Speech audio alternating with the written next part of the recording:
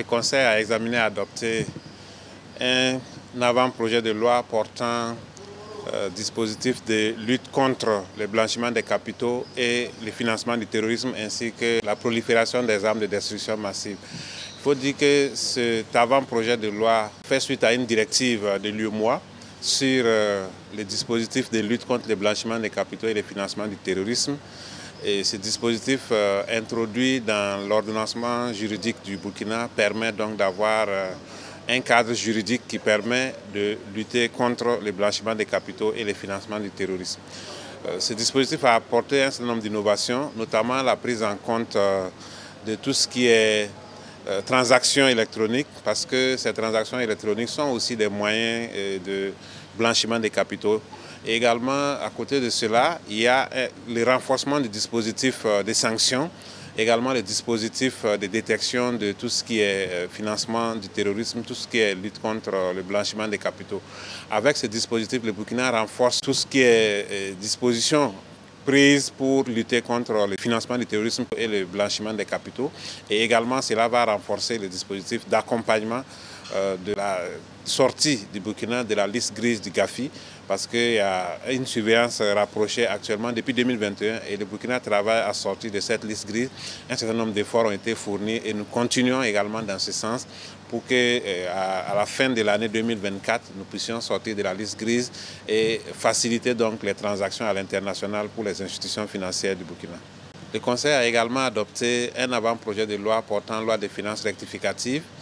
Il faut dire qu'à mi-parcours, le point de l'exécution du budget a été fait et il est ressorti la nécessité de faire des ajustements pour tenir compte des nouvelles initiatives qui ont été prises et également des enjeux du moment. Il faut noter qu'il y a eu les initiatives présidentielles pour l'éducation et également pour la santé. Et pour financer ces initiatives, donc, il a été fait des ouvertures sur le budget pour pouvoir prendre en compte ces initiatives. La nouvelle loi des finances rectificatives qui est prévue va permettre de renforcer tout ce qui est dispositif de protection sociale et également le capital humain, donc santé, éducation, mais également des dispositions ont été prises pour pouvoir accompagner l'industrialisation du pays. Donc, ce qui a été prévu, c'est un rehaussement au niveau des recettes et une réduction des dépenses, mais surtout une meilleure répartition pour prendre en compte les questions de santé et les questions d'éducation. En ce qui concerne donc les modifications législatives qui ont été apportées, il a été prévu surtout une exonération de la production de farine de blé, de maïs, de sorgho et d'autres céréales produits localement. L'idée étant de faire en sorte que les entreprises qui font ces céréales-là sur le plan local puissent être beaucoup plus compétitives et également contribuer bien sûr à renforcer les dispositifs en place pour l'industrialisation suite à l'offensive agro-silvopastorale qui est en cours.